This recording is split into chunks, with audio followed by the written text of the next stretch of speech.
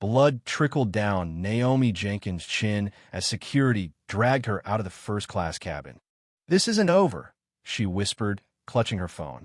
24 hours later, Summit Airlines stock tanked $500 million. The CEO's phone flashed with an unfamiliar number. Naomi Jenkins, civil rights attorney.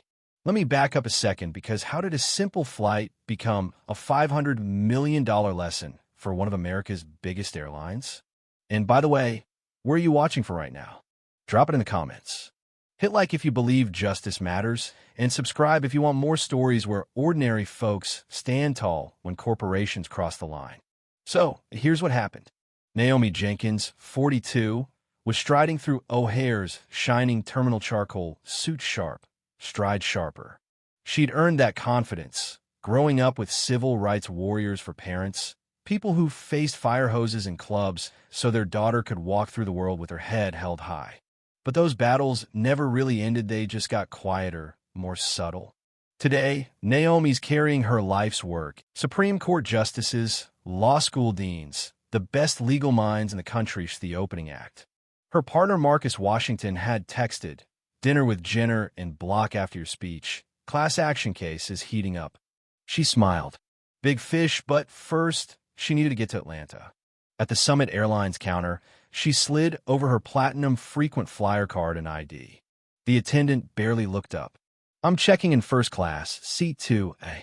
A flash of surprise, quickly masked. "Ohio V qualified for an upgrade, mess." "Jenkins."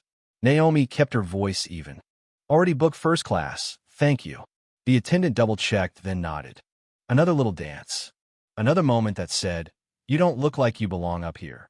Security took an extra beat with her ID. She held his gaze. Nothing new, just another reminder that her presence in certain spaces still caused double takes.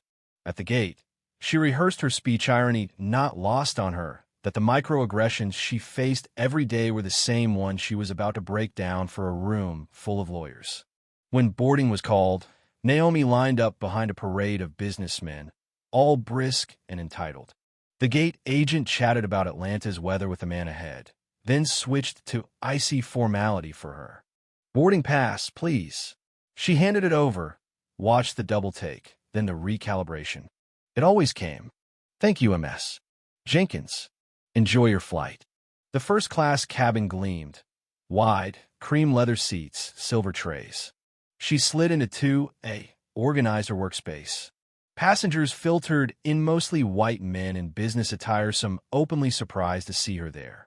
She'd gotten used to the glances, the way they weighed her place in the pecking order. The flight attendant, Melissa, made her rounds, offering champagne and smiles to everyone except Naomi. Naomi asked, "Could I have some water?" Melissa's lips pressed tight. "Economy service starts after takeoff." Naomi smiled, calm but direct.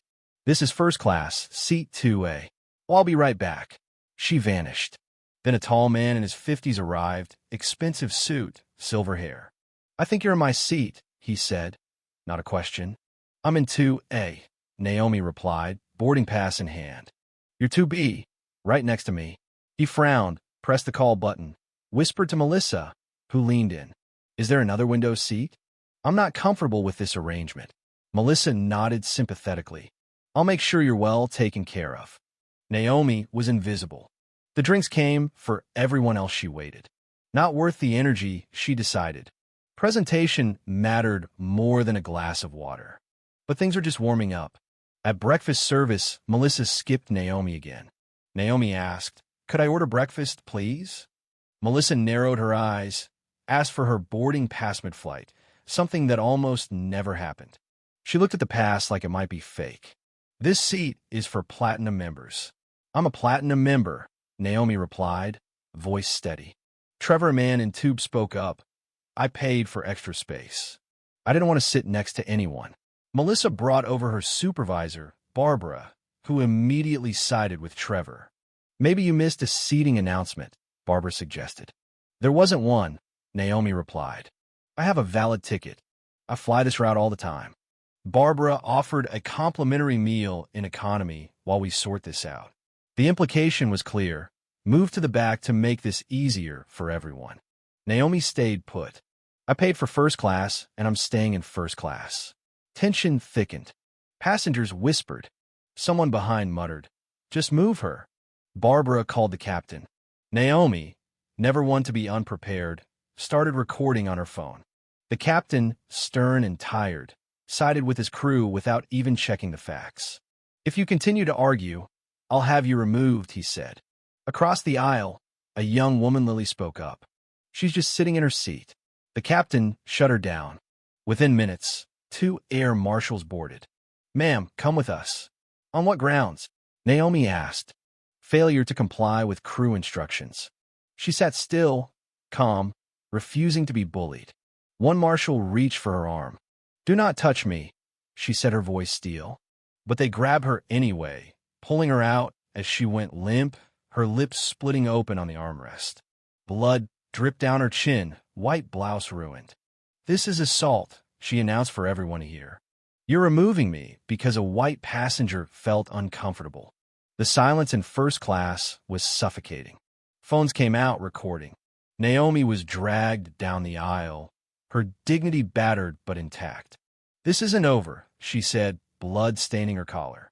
At airport security, officers recited the airline's version. She was disruptive. Naomi calmly laid out the facts. "I was denied service, harassed, then physically removed without cause." When asked if she had evidence, she produced the recording from her pocket. That's when the tone shifted. A Summit Airlines rep arrived, tried to smooth things over with a $500 voucher and a liability waiver. Naomi, who'd spent 15 years fighting for others, slid it back without hesitation. "You want me to sign away my rights for $500? This wasn't a misunderstanding. It was discrimination. Your company is going to learn what real accountability looks like." As she left, she called Marcus. "Activate the crisis team. I need you." Social media exploded videos, hashtags, outrage. By the time she reached her hotel, 3 news outlets wanted comment. She waited, gathering evidence, coordinating her legal team. The following day, Summit's stock cratered. Their CEO tried to call it a customer service misunderstanding. But then, an insider whistleblower, Tanya, a flight attendant, reached out. She'd seen it before. Black passengers in first class questioned, harassed, sometimes removed, over and over. Her records exposed a pattern, not just an isolated error. As the days unfolded, Summit's board panicked. Major corporate clients suspended contracts. The public demanded change. The passenger who'd sparked it all, Trevor, went on TV to confess his discomfort had no basis. "The airline staff should have challenged me, not accommodated me." The damage was done. Under mounting pressure, Summit's board fired the CEO and appointed Victoria Chain, an Asian-American woman who had faced her own share of discrimination in the industry. She met Naomi face-to-face, and, for the first time, there was a real apology. But Naomi demanded more: public accountability, real training, systemic overhaul, and $200 million invested in true diversity initiatives. With the whistleblower's evidence, a class action loomed. The deal was struck. The story led every headline. Naomi's courage had exposed more than a few bad actors. It had triggered a corporate reckoning, forced change industry-wide, and proved that in the age of viral evidence, discrimination can cost companies everything. So, have you ever witnessed something like this and wondered if speaking up would matter? Naomi's story proves one person's courage can force real change. Tell me your thoughts in the comments. Would you have stood your ground or walked away? Hit like if you believe accountability matters, subscribe for more stories like this, and share this with anyone who needs to remember sometimes the most powerful words you can say in the face of injustice are simply, "This isn't over."